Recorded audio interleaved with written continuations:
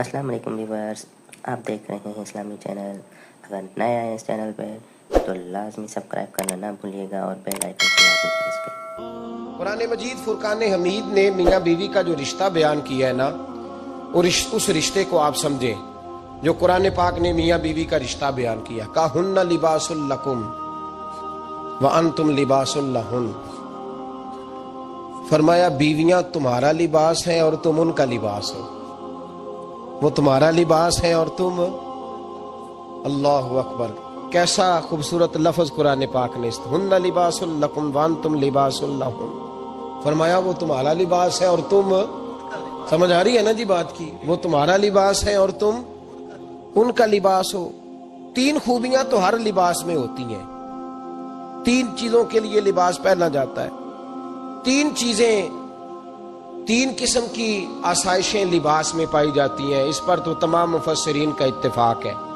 سب سے پہلی چیز، لباس جو ہوتا ہے وہ بندے کو گرمی اور سردی سے بچاتا ہے۔ سخت سردی میں لباس لے لیں تو بندہ سردی سے بچ جاتا ہے۔ اس کا مطلب یہ ہوا کہ میاں بیوی ایک دوسرے کا لباس ہے۔ اگر بیوی کی طرف کوئی تکلیف آتی ہے تو میاں اس کو بچاتا ہے، اور اگر میاں کی طرف کو تکلیف آتی ہے تو عورت اس کو بچاتی ہے۔ میاں بیوی ایک دوسرے کا لباس ہے۔ لباس کیا کرتا ہے؟ لباس آدمی کے عیب چھپاتا ہے، اس کے وجود پر کتنے دھبے ہیں، کتنے نشان ہیں، وہ سارے چھپا لیتا ہے لباس۔ میاں بیوی ایک دوسرے کے عیب چھپانے والے ہوتے ہیں، عیب بتانے والے، رونا رونے والے نہیں ہوتے کہ بی بی جب بھی میکے گئی اس نے جا کے رونا شروع کر دیا، اتنی میں تانگو دوسرا ہے ہی کوئی نہیں۔ اور خامد صاحب جب بھی ملے انہوں نے ایک ہی راگ الاپنا شروع کر دیا کہ میری کیا بات تھی، مجھے مل کیا گیا ہے، میں کیا تھا، میرے ساتھ ہوا کیا ہے۔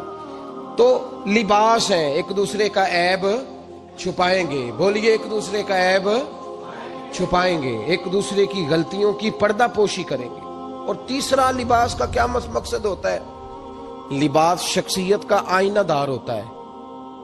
لباس آدمی کی اچھی اور خوبصورت طبیعت کا حصہ ہوتا ہے۔ جو لباس ہوتا ہے وہ انسان کو زینت بخشتا ہے، خوبصورت کر دیتا ہے۔ داڑھی والا آدمی ننگے سر پھرے تو خوبصورت نہیں لگتا، ٹوپی پہن لے تو بڑا پیارا لگتا ہے، ٹوپی پہنے تو بڑا، اور اگر امامہ باندھ لے تو نور نالا نور ہونا شروع ہو جاتا ہے۔ اللہ کرے آپ خوش ہو جائیں، آمین تو کہہ دیں، اور اللہ کرے فجر کی نماز آپ امامہ باندھ کے پڑھ لیں، آمین تو کہیں۔ چلو کونی جنہ دی داڑھی نہیں انہوں نے رکھنی چاہیے دیئے، جنہ دی نہیں ہونا نو موضوع نہیں تھا، پر ہماری بھی مجبوری ہے، داڑھی آئی جاتی ہے، ہر موضوع میں شامل ہو جاتی، رکھنی چاہیے۔ سب یاد رکھیں، لباس آدمی کو زینت دیتا ہے۔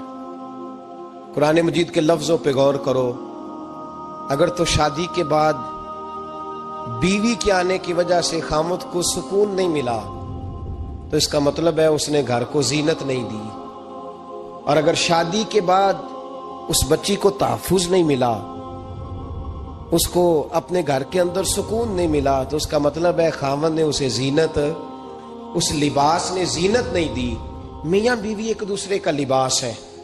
اس مقدس رشتے کو اسلام نے باندھا، اور لباس کہہ کے باندھا۔ میرے رسول کریم علیہ الصلوۃ والسلام نے پہلے تو خارجی لوگوں کو منع کیا ہے۔ میری ذاتی رائے یہ ہے کہ میاں بیوی کی ذاتی لڑائی کوئی بھی نہیں ہوتی۔ ذاتی لڑائی، میری باتوں کی سمجھ تو آ رہی ہے نا آپ دوستوں؟ کوئی نہیں آ رہی؟ اللہ جزا دے آپ۔ میاں بیوی کی ذاتی لڑائی کوئی نہیں ہوتی۔ ہوتا پتہ کیا ہے؟ لڑکے سے پوچھیں کہ بتائے جناب کیا حال ہے، تو کہتے ہیں بیوی میری صحیح ہے، اس کے گھر والے نہیں صحیح۔ سنا آپ نے بھی کبھی یہ لفظ؟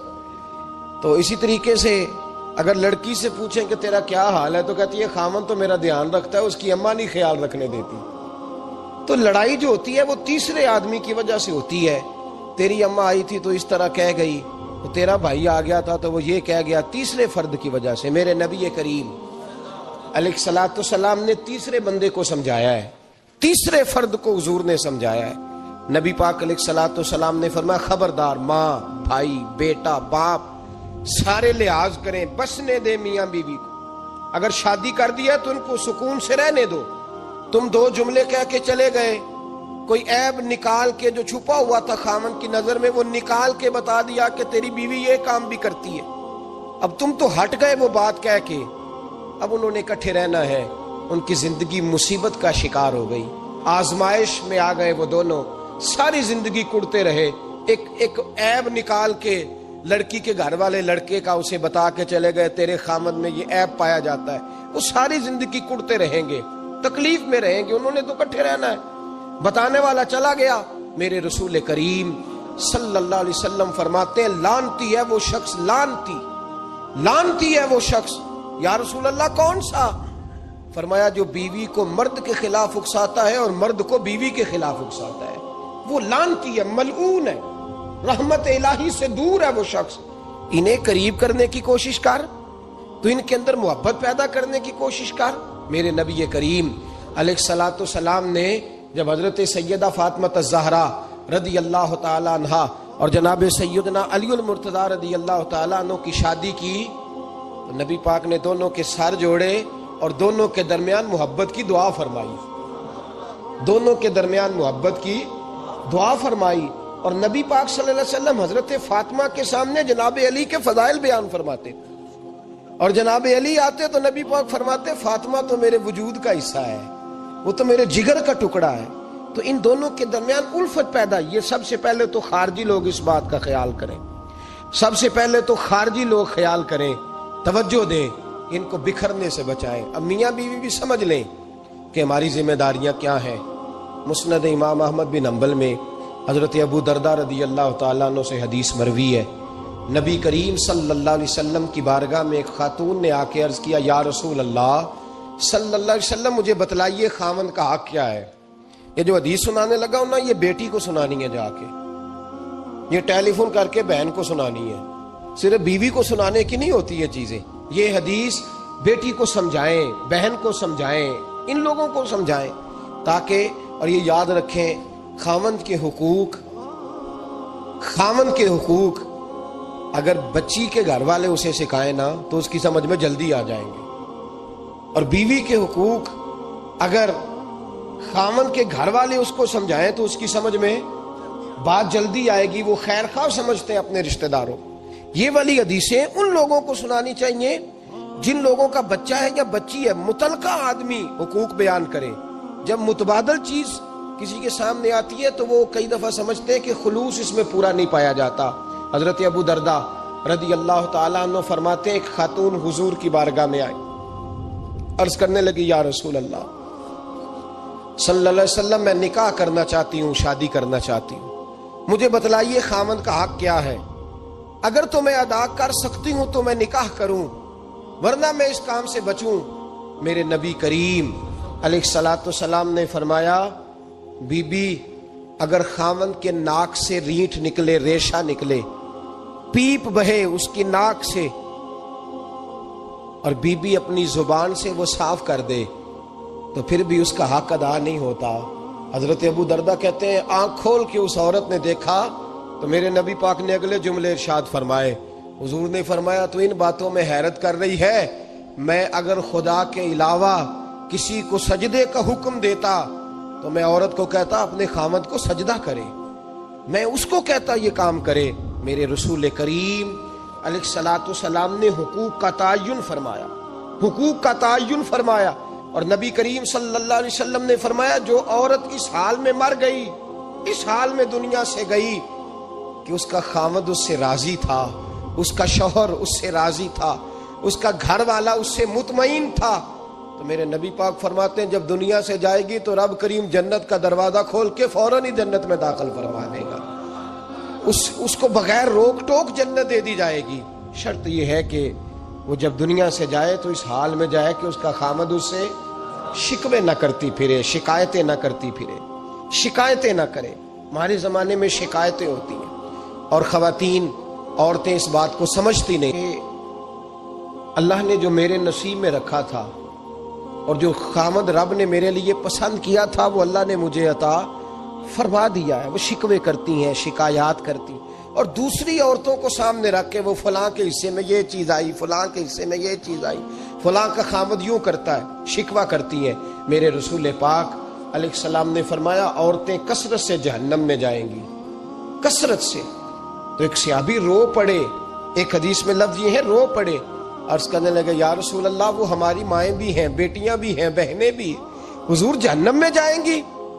نبی پاک صلی اللہ علیہ وسلم نے فرمایا ایک تو وہ عیب جوئی کرتی ہیں، غیبتیں کرتی ہیں، دوسرا رب کا شکر ادا نہیں کرتی، اور تیسرا فرمایا اپنے خامن کا بھی شکریہ ادا نہیں کرتی، بات بات پہ ناشکری کرتی ہیں، بات بات پہ ناشکری کرتی، اس سبب سے جہنم میں جائیں گے. عورت کے حقوق کا تعین فرمایا، اور ساتھ ہی میرے رسول پاک علیہ السلام نے مرد کی طرف توجہ فرمائی، اور کیا خوبصورت لفظ ارشاد فرمائے، فرمایا تم میں ہر آدمی اپنے آپ کو اچھا سمجھتا اور اچھا کہتا ہے، ہر آدمی کہتا ہے، لیکن کوئی اگر مجھے آ کے پوچھے گا کہ محبوب آپ کی امت میں اچھا کون ہے، تو حضور فرماتے ہیں میں اسے اچھا سمجھوں گا جو اپنے گھر والوں کے حق میں اچھا ہے، جو اپنی بیوی خیرکم لأہلہ، تم میں سے بہترین وہ ہے جو اپنے گھر والوں کے لیے اچھا ہے. اور فرمایا جاؤ میرے گھر جا کے پوچھ لو وانا خیرکم لأہلہ، میں تم سب سے زیادہ بڑھ کر اپنے گھر والوں کے لیے اچھا ہوں.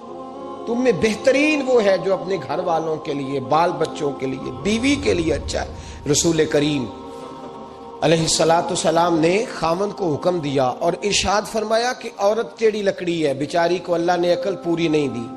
ایک بچہ چھوٹا ہوتا ہے، ہمیں پتہ ہوتا ہے کہ اس کا شعور پورا نہیں، اگر کوئی غلطی کرے تو کیا اسے نکال دیا جاتا ہے گھر سے؟ بولے چھوٹا بچہ ہے، وہ کئی دفعہ بڑا نقصان کر دیتا ہے، آپ کیا کہتے ہیں؟ اسے مارتے ہیں، کلاڑی لے آتے ہیں اس کے لیے؟ اس طرح کرنا چاہیے، اس کے ابے کو بلا لینا چاہیے، بےزتی کرنی چاہیے پنچایت میں بٹھا کے کہ یہ غلطی کی ہے تیرے بچے نے. بھائی دادا یہ کام کرتا ہے؟ بولے نا، کیوں نہیں کرتا؟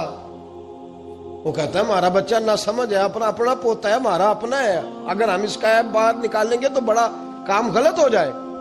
لیکن وہی ابا جی جب بہو کوئی غلطی کر بیٹھتی ہے تو پنچایت بلاتے، لوگوں کے سامنے معاذ اللہ تعالیٰ بڑی کڑوی کسیلی باتیں کرتے، ایسی باتیں کرتے ہیں کہ جو ان کی بیٹی کے بارے میں کہی جائے تو وہ کبھی پسند نہ کریں. اتنے سخت جملے کہے جاتے ہیں، بیٹی والے کو رسوا کیا جاتا ہے. میرے نبی کریم علیہ السلام نے فرمایا یہ ٹیڑھی لکڑی ہے، بیچاری کو اللہ تبارک و تعالیٰ نے اپنی حکمت کے تحت عقل عادی عطا فرمائی ہے. تم اگر چاہو گے سیدھی کرنا تو یہ ٹوٹ جائے گی، سیدھی نہیں ہوگی. حضور کیا کریں؟ فرمایا اس کے ساتھ گزارا کرو، اللہ تمہیں اجر عطا فرمائے گا. اس کے ساتھ وقت گزارو، اللہ تمہیں اس کا، یہ ذہن بنانا چاہیے خامند کو کہ یہ، اور خامند کی ذمہ داری ہے. اعلیٰ حضرت رحمت اللہ علیہ نے فتاوی رضویہ کی 24ویں جلد میں بالتفصیل لکھا ہے. آپ فرماتے ہیں خامند کی ذمہ داری عورت کو کپڑا فراہم کرنا، روٹی فراہم کرنا، رہنے کے لیے گھر دینا، نان نفقے کا خیال کرنا. اور آپ فرماتے ہیں اگر وہ مطالبہ کرے تو ہفتے میں ایک دن اس کے ماں باپ سے ملانے بھی لے جا سکتا ہے. ہفتے میں جی کوئی نہیں بول دے تسی، ہفتے نہیں، یہ نہیں صحیح لفظ، ہر ہفتے ایسا ہے. کدوں ملان کھڑنا ہے؟ پاویں نہ بولو، گل جڑی سچی ہو تے سچی ہے. ملان کدوں لے جانا ہے؟ اچھا اپنی اماں نو روز ملدا ہے سویرے شام، تے وہ کہندی مینوں بھی اماں نو ملا لیا، تے کہندا روز نہیں جائیدا. تو تم ہی نہ ملا اپنی اماں نو روز بھائی. لیکن اعلیٰ حضرت فرماتے ہیں ہفتے میں ایک دفعہ ماں باپ سے بولے. بیٹی کا پیار ماں باپ سے زیادہ ہوتا ہے کہ بیٹے کا؟ تو سارے انہوں پتا ہے، یعنی تسی گھٹ کر دے ہو نا تاں بیٹی دا نام لیا جے. صحیح بات کر رہا ہوں؟ تو جس کا پیار زیادہ ہے اس کو روک دیا، کہتے نہیں روز نہیں جائیدا، سال بعد جائیں. بلکہ ان تے اللہ خیر کرے، اللہ پاک فضل کرے. داماد صاحب کی عزت ہی نہیں نہ ہوتی، اس کو آنکھوں پہ بھی اٹھائے تو کہتے ہیں تیرے گھر دے میری عزت نہیں کر دے. پتہ نہیں ان تو عزت بھائیا کیڑی شے دا نام رکھیا ہے، وہ کیڑی ہے جڑی تینوں چاہیے ہے، اللہ ہی بہتر جانتا ہے. عزت نہیں کرتے تو لہذا میرا پروٹوکول نہیں، پھول لے کے کھڑے نہیں ہوتے گلی میں، وہ باہر نہیں نکلتے، وہ اشتہار نہیں چھاپتے کہ داماد صاحب آ رہے ہیں. اور ویسے بھی میں کہاں جاؤں، مطلب یہ کہ چپس بھی نہیں ہے، انہوں نے سنگ مرمر بھی نہیں لگوایا ہوا، تو میں کیسے جاؤں، میری شان کے خلاف. اعلیٰ حضرت فرماتے ہر ہفتے وہ بیٹی جو ہے، تو بیٹیاں ہوتی ہیں. اور یہ تو اس دن پتہ چلتا ہے نا جب اپنی بیٹی بندہ ڈولی میں ڈالتا ہے.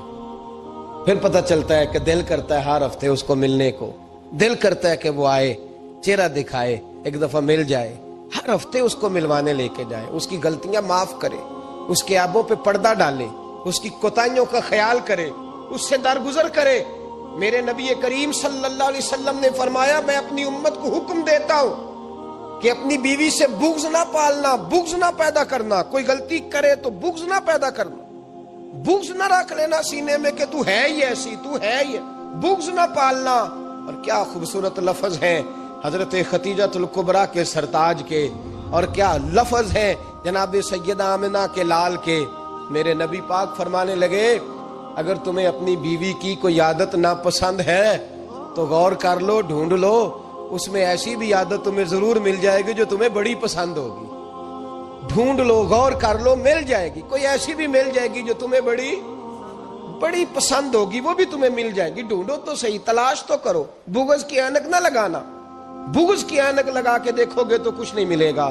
نبی رحمت سید عالم صلی اللہ علیہ وسلم، پہلی بات یہ ہے کہ اللہ کے حبیب نے تعین فرمایا، اور پھر عملی طور پر حضور نے وہ چیزیں کر کے دکھائیں۔ طبیعتوں کی، مزاجوں کی سختی، دوسروں کے بارے میں ڈاٹے جذبات، ہمارے رویے ڈاٹے، ہماری طبیعتیں سخت۔ حضرت عبداللہ ابن مسعود رضی اللہ تعالیٰ عنہ نے ایک شخص کو جنازے کے موقع پہ ہنستا ہوا دیکھ لیا، فرمایا آج کے بعد تیرے ساتھ کلام نہیں کروں گا۔ جس کا جنازہ دیکھ کے بھی دل نرم نہیں ہوا اور قبرستان دیکھ کے بھی دل نرم نہیں ہوا، وہ تو سخت دل بندہ ہے۔ سخت دل بندے سے دوستی کبھی نہیں رکھوں گا، میں تو درد دل والوں سے پیار کروں گا، تیرے ساتھ میں کلام نہیں کرتا۔ تو کس طرح کا شخص ہے بھائی جسے یہاں آ کے بھی ہنسی آ رہی ہے، مذاق سوچ رہا ہے؟ تو دل کی نرمی، میرے نبی پاک صلی اللہ علیہ وسلم نے نا دل پر، ہم نے نا کپڑوں پر بڑی محنت کی، ہم نے چہروں پر بڑی محنت کی، ہم نے اپنے ظاہر کو سنوارنے پر ہم نے اپنے حق میں بڑے بڑے لفظ یاد کیے، بڑی کہانیاں یاد کی، پر دل کے لیے محنت، اس پر محنت ہی نہیں کی۔ کسی گلاس میں تھوڑی سی غلاظت ہو نا، دودھ تو دور رہا، شہد تو دور رہا، اس میں کوئی پانی بھی نہیں پیتا۔ تھوڑی سی غلاظت ہو اور آپ کی آنکھوں کے سامنے وہ غلاظت دھل بھی گئی، صاف بھی ہو گئی، شرعی تقاضے پورے ہو گئے، پھر بھی کچھ لوگ کہتے ہیں میری طبیعت نہیں مانتی، میرا دل نہیں مانتا۔ صحیح کہہ رہا ہوں میں؟ او بھائی اتنی سی غلاظت گلاس میں تھی اور سادہ پانی نلکے کا، تو اس میں پینا پسند نہیں کرتا۔ اور اگر دل غلاظت سے بھرا ہو تو رب کی محبت وہاں آئے گی، خدا اپنا قرب وہاں رکھے گا۔ کسی سے جلنا، کسی سے حسد کرنا، کسی کے بارے میں عداوت رکھنا، کچی بولیاں بولنا، اور اب تو اتنا عجیب حال ہو گیا، جماعتیں جماعتوں کے بارے میں برا خیال کرتی ہیں۔ خانقاہ اور آستانوں کا یہ حال ہے کہ سبق پڑھایا جاتا ہے دوسرے کے خلاف، بس ہم ٹھیک ہیں۔ یہ تصوف ہے کہ نرا تو ٹھیک ہے؟ طریقت تو یہ تھی کہ میں ٹھیک نہیں، باقی سارا زمانہ ٹھیک ہے۔ تو کس چکر میں پڑا ہوا ہے؟ اعلیٰ حضرت فاضل بریلوی رحمۃ اللہ تعالی علیہ کے ایک درویش تھے، تو فاضل بریلوی رحمۃ اللہ سے کہنے لگے میں نے مرید ہونا ہے۔ فرمانے لگے پتر جلدی نہ ہو، جا سارا زمانہ دیکھ، اگر کوئی میری طرح کا مل گیا، مجھ سے بہتر مل گیا تو پھر میرے ساتھ وعدہ کر وہیں رہ جانا، ہاں اگر تیرے خیال میں نہ ملا تو پھر آنا، جا گھوم زمانہ دیکھ۔ یہ کیا بات ہوئی کہ آپ نفی کرنے لگے سارے زمانے کی اور کہیں صرف میں ہی ٹھیک ہوں، فقط میں ہی ٹھیک ہوں؟ یہ طریقت ہے؟ اور تصوف والے تو لوگ یہ کہا کرتے تھے میں تے بندہ ٹھگ جے لوکو، میں تے بندہ چور، اور جس دا خلقت کلمہ پڑھ دی او محمد ہور۔ وہ لوگ تو نفی کرتے تھے، وہ لوگ تو نفی کرتے تھے اپنی، کہتے تھے میں کوئی شے نہیں، میں تے بندہ ٹھگ جے لوکو، او میں تے بندہ چور۔ میاں محمد بخش صاحب رحمۃ اللہ علیہ، ایک کالم نگار نے لکھا تھا کہ وہ کچھ لوگ نا سکھ ہندو یہاں رہتے تھے تو ان کا نام محمد تھا چونکہ، تو بات کو شبہ پڑ گیا کہ شاید جن کا لوگ کلمہ پڑھتے ہیں نا مسلمان، معاذ اللہ یہ وہ والے ہیں۔ تو میاں صاحب اپنے بارے میں کیا کہ میں تے بندہ ٹھگ جے لوکو، میں تے بندہ چور، جس دا خلقت کلمہ پڑھ دی او محمد ہور، او میں تو ایک ٹھگ ہوں۔ حضرت میاں شیر محمد صاحب شرک پوری رحمت اللہ علیہ سرتاج ہیں اولیاء کے، پیر سید اسماعیل شاہ صاحب بخاری حضرت کرما والا شریف والے، وہ کہتے ہیں میں بیعت ہونے کے لیے جب شرک پور شریف آ رہا تھا تو رستے میں مجھے ایک بزرگ مل گئے، تو مجھے کہنے لگے کدھر جا رہے ہو؟ کون ہو؟ میں نے کہا میں سید ہوں اور میاں صاحب سے بیعت ہونے جا رہا ہوں۔ تو مجھے کہنے لگے وہ تو دنیا دار ہے، جیبوں میں ہاتھ ڈالتا ہے لوگوں کی، تو سید ہو کے رائیں کے پیچھے کیا لینے جا رہا ہے؟ جڑا بلے نو سید آکھے دوزخ ملن سزائیں، تے جڑا بلے نو رائیں آکھے او جنت پینگا پائیں، چونکہ رانجا رانجا کر دی نی میں ہوں آپ ہی رانجا ہوئی، رانجا آکھن ساریاں مینوں ہیر نہ آکھے کوئی۔ وہ تو کدھر جا رہا ہے؟ کہتے میں نے کہا بابا زیادہ باتیں نہ کر، ناراض ہو جاؤں گا۔ کہتے ہیں بابے نے کئی دفعہ راستے میں مجھے منع کیا، نہ جانا نہ جانا، فلانی جگہ چلا جا فلانی جگہ، لیکن میں چلا گیا، میری طلب صادق تھی۔ جب میں باہر جا کے بیٹھا تو اندر سے بلاوا آیا کہ میاں صاحب نے بولا، اندر گیا تو یہ تو وہی بابا جی ہیں جو مجھے روک رہے تھے، تو میاں جی خود ہیں حضرت میاں صاحب۔ کہنے لگے بیلیا تینوں بڑا موڑیا پر تو مڑیا ہی نہیں۔ وہ تو روکتے تھے، اپنی نفی کرتے تھے، دل صاف دوسرے کے بارے میں، نظریہ صاف، کسی کے بارے میں خیر کا جملہ، کسی کی وکالت کرنا، کسی کا عیب چھپانا، کسی کے بارے میں اچھے لفظ بولنا، یہ مومن کی شان ہے۔ مومن کا دل ایسے سونا، میرے نبی پاک صلی اللہ تعالی وسلم نے فرمایا یہ میرا زید بن حارثہ ہے، اس کا دل اللہ نے نور ایمان سے بھر دیا ہے، ایمان سے دل بھر دیا رب تعالیٰ نے۔ ایک دن صبح صبح حضور نے پوچھا، اور داتا صاحب نے اس کو لکھا ہے، نبی پاک نے پوچھا آج تم نے صبح کس طرح کی؟ عرض کی یا رسول اللہ اس حال میں کہ میں پکا مومن ہوں۔ حضور نے فرمایا تو پکا مومن ہے، کس طرح؟ کہنے لگے یا رسول اللہ میں اس طرح کا مومن ہوں کہ سونا اور مٹی میرے لیے برابر ہے، پیسے آ جائیں تب بھی کوئی ٹینشن نہیں، نہ آئے۔ حضرت زید بن حارثہ رضی اللہ تعالیٰ عنہ عرض کرنے لگے حضور سونا اور مٹی برابر ہے، کوئی پرواہ نہیں۔ تو حضور نے فرمایا تیرے ایمان کی دلیل؟ عرض کرنے لگے یا رسول اللہ میرے ایمان کی شان اور دلیل یہ ہے کہ میں یہاں زمین پہ بیٹھ کے نظر اٹھاؤں تو میری نظر اللہ کے عرش تک جاتی ہے، میں بتا سکتا ہوں کہ جنتی جنت میں جا رہے ہیں اور راضی ہیں، جہنمی جہنم میں جا رہے ہیں اور چیخ رہے ہیں، میں بتا سکتا ہوں۔ حضور نے فرمایا پھر اس کی حفاظت کر، پھر اس جذبے کی حفاظت کر۔ جب دل صاف ہو، نور ایمان سے بھرا ہوا ہو، علم لدنی کب آتا ہے؟ علم لدنی نیک آدمی کو ملتا ہے، جب بندہ متقی پرہیزگار ہو نا، ناجائز نہ کھائے، ناجائز نہ دیکھے، ناجائز نہ بولے، تو پھر اللہ تعالیٰ اسے علم کا نور دیتا ہے۔ جو لوگ کہانیوں میں الجھ جاتے ہیں نا، زیادہ باتیں کرتے ہیں، زیادہ گھومتے ہیں، زیادہ سازشی عناصر کا شکار ہوتے ہیں، ان کے تو حافظے کمزور ہو جاتے ہیں، یاد ہی نہیں رہتا، باتیں اتنی کرتے ہیں پتہ نہیں سویرے کیا کہا تھا، دوپہر کو کیا کہہ رہے ہیں۔ جب انسان کا دائرہ کار تقوی والا ہو پھر اس پر علم کی روشنی کھلتی ہے، پھر دروازے کرم کے کھلتے ہیں، اپنے دائرے محدود کر لیے جائیں۔ سوچے میں بڑے بڑے لوگ آپ کو زندگی میں ملیں گے، مشورے دیں گے، وہ جناب آپ کو پتہ ہی نہیں آپ کتنے بڑے ہیں، آپ فلانی جگہ کھڑے تھے، فلانے کے ساتھ ہنس رہے تھے، یہ آپ کو خراب کرنا چاہتے ہیں، کسی تکبر میں مبتلا کرنا چاہتے ہیں۔ آپ زمین پہ رہیں تاکہ زمین والوں سے رشتہ مضبوط رہے، دل کی صفائی، دل صاف ہو، کوئی حسد نہیں، کوئی کینہ نہیں۔ پتہ ہے سب سے بڑی بیماری کیا ہے بندے کی؟ خوفناک علامت کیا ہے دل کے بیمار ہونے کی؟ کہ کوئی بندہ بیماری میں ہے اور ادھر ایک بندہ اس کو دیکھ کے خوش ہو رہا ہے، کسی کو زوال آ گیا ہے، کاروبار ڈوب گیا ہے اور یہ دیکھ کے خوش ہو رہا ہے، مر گیا اس کا دل، مردہ ہے، اندر کوئی دل نہیں۔ اب یعنی ایک بندہ رسوا ہو گیا اور یہ خوش ہو رہا ہے، دیکھا میں نے نہیں کہا تھا۔ جب کوئی کسی کی رسوائی، کمزوری اور کسی کے زوال پر راضی ہونے لگے تو پھر سمجھ لیں کہ اس کا حال اتنا برا ہو گیا ہے کہ اب یہ اخلاقی طور پر مردہ زندگی گزار۔ ہمارا اب یہ حال ہے کہ ہم لوگوں کے دکھوں پر ہنسنے لگے، ہم کسی کے ہاں کوئی شخص تکلیف میں آتا ہے تو ہم اس کو کہکوں میں اڑاتے ہیں۔ یارو زندہ قومیں یہ کام نہیں کرتی، زندہ قومیں یہ کام نہیں کرتی۔ میرے نبی پاک صلی اللہ علیہ وسلم نے فتح کے موقع پر بھی گردن کو جھکا کے بتایا کہ جب رب عروج دے تو پھر اللہ کی بارگاہ میں جھک جایا کرو۔ کسی شخص کے پتہ ہے، ایک حدیث سنو، یہ مسلم شریف میں موجود ہے، حضور نے فرمایا ایک بندہ گناہ کرتا تھا پھر اس نے توبہ کر لی، اگر کسی نے دوبارہ اسے وہ گناہ یاد کرایا کہ تو یوں ہوتا تھا، اگر کسی نے اسے دوبارہ گناہ یاد کرایا تو یاد کرانے والے کو اللہ سزا کے طور پر مرنے سے پہلے اس گناہ میں مبتلا کر دے گا۔ خفیہ تدبیر آئے گی اللہ کی۔ جس کو اللہ نے معاف کر دیا، زمین آسمان بھول گئے، فرشتوں کے دفتر سے اس کا گناہ محو کر دیا گیا، تو نے کیوں یاد رکھا؟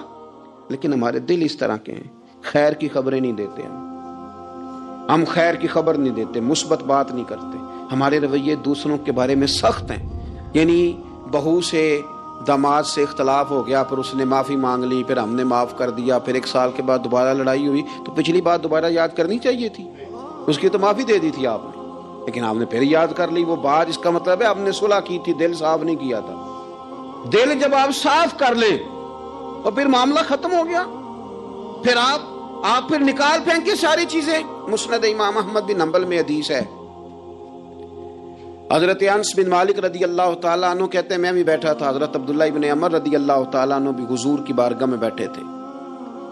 نبی پاک صلی اللہ تعالیٰ علیہ وسلم نے فرمایا ابھی ایک شخص تمہارے پاس آنے والا ہے، تیاری کر لو، آنے والا جنتی ہے۔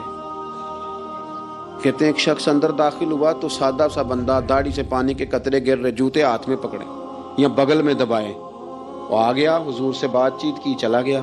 ہم بڑے خوش تھے کہ کمال نہیں ہو گیا جس کو حضور نے دنیا میں جنت کی بشارت عطا کر دی۔ اگلے دن اس نے اتفاق، ہم اسی جگہ اسی حال میں بیٹھے تھے کہ پھر محبوب نے فرمایا بھی ایک بندہ آنے لگا، جنتی ہے۔ کہتے ہیں وہ بندہ آیا تو دیکھ کے حیران ہو گئے، یہ تو وہی کل والا ہی بندہ ہے۔ اسی طرح داڑھی سے پانی کے قطرے گر رہے ہیں، جوتے اس کی بغل میں آ کے بیٹھ گیا۔ تیسرے دن اللہ کی قدرت، ہم وہیں بیٹھے تھے، پھر حضور نے فرمایا بندہ آنے لگا، زیارت کر لو، تیاری کر لو، بندہ جنتی ہے۔ وہی بندہ آیا جو پہلے 2 دن آیا تھا۔ حضرت عبداللہ ابن عمر کہتے ہیں کہ وہ حضور سے کوئی بات چیت کر کے جاننے لگا تو میں اس کے پیچھے ہو گیا۔ میں نے اس کو جا کے سلام کے بعد کہا کہ یار میں تیرا مہمان بننا چاہتا ہوں، 3 راتوں کے لیے رکھ لو گے؟ اب محلہ بھی ایک، شہر بھی ایک۔ اس نے کہا جی ٹھیک ہے، آ جائیں، جو میرے پاس روکھا سوکھا ہوگا پیش کر دوں گا۔ فرماتے ہیں 3 راتیں 3 دن میں اس کے پاس رہا۔ میں جاننا چاہتا تھا کہ کون سی ایسی عبادت کرتا ہے اس کی وجہ سے 3 دن حضور نے جنت کی بشارت اس کے لیے دی، اعلان فرمایا۔ کہتے ہیں میں نے کوئی غیر معمولی چیز نہیں اس کے اندر دیکھی، کوئی انوکھی عبادت نہیں دیکھی۔ عشاء پڑھتا، فجر تک سویا رہتا، میں تہجد کے وقت اٹھتا، نفل پڑھتا۔ 3 راتیں یہ ہوتا رہا۔ ہاں جب وہ کروٹیں بدلتا تو اللہ اکبر اللہ اکبر کہتا، باقی وہ سویا ہے، فجر میں اٹھا ہے۔ صدقہ بھی خاص نہیں اس نے دیا، خیرات بھی میں اس سے زیادہ کرتا رہا، مجھے کوئی خاص چیز نظر نہیں آئی۔ تیسرے دن میں جانے لگا تو میں نے اسے کہا یار سن، مجھے کوئی ضرورت نہیں تھی تیرے گھر میں قیام کرنے کی، میرا گھر قریب ہی ہے۔ وہ تو کمال یہ ہے کہ نبی کریم علیہ السلام نے اپنی زبان فیض ترجمان سے، یعنی وہ زبان جس کو سب کن کی کنجی کہیں، اس کی نافذ حکومت پہ لاکھوں سلام، حضور نے 3 دن تجھے مسلسل جنتی کہا ہے۔ میں تو دیکھنے آیا تھا کہ تیرے اندر کوئی عمل ہو تو میں بھی وہ شروع کروں۔ تو وہ کہنے لگا یہی ہے جو آپ نے دیکھ لیا ہے، فرض نماز ہی پڑھتا ہوں، روٹین کے کام ہی کرتا ہوں، کوئی خاص چیز تو میرے پاس کوئی نہیں۔ حضرت عبداللہ ابن عمر فرماتے ہیں میں نے تو سمجھا کہ میں تو اس سے زیادہ خیر کے کام کرتا ہوں۔ اب میں سوچتا ہوا وہاں سے نکلنے لگا کہ پھر کیا خاص بات ہے جو نبی پاک نے 3 دفعہ اسے جنتی کہا ہے۔ جب میں نکلنے لگا نا، دروازے پہ مڑنے لگا تو اس نے آواز دی، کہا یار سنو، ایک بات یاد آئی ہے۔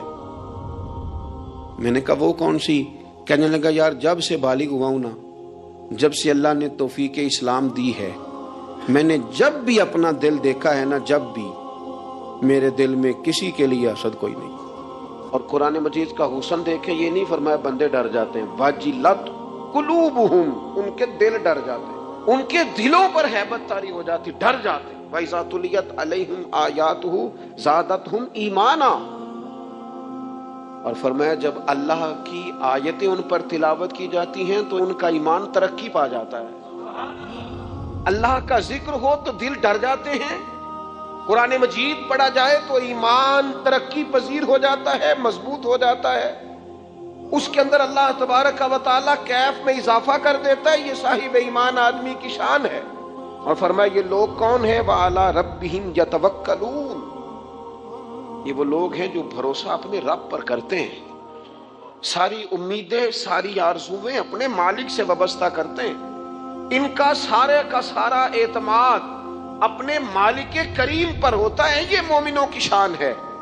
اور پھر ارشاد فرمائے الذین یقیمون الصلاۃ ومما رزقناہم ینفقون، یہ وہ لوگ ہیں جو نماز قائم کرتے ہیں اور جو کچھ ہم نے انہیں دیا ہے اس میں سے اللہ کی راہ میں خرچ کرتے ہیں۔ ایک تو ان کے دل ڈر جاتے ہیں اللہ کے ذکر سے، دوسرا یہ کہ جب قرآن مجید کی آیات تلاوت کی جاتی ہیں تو ایمان ترقی پاتا ہے، تیسرا یہ کہ یہ لوگ اپنے رب پر بھروسہ کرتے ہیں، چوتھا یہ کہ نماز کو قائم کرتے ہیں، الذین یقیمون الصلاۃ، نماز قائم کرتے ہیں، اپنے ظاہری اور باطنی تمام آداب کے ساتھ نماز پابندی سے ادا کرتے ہیں، مما رزقناہم ینفقون، اور جو ہم نے ان کو دیا ہے اس میں سے خرچ کرتے ہیں ہماری راہ میں۔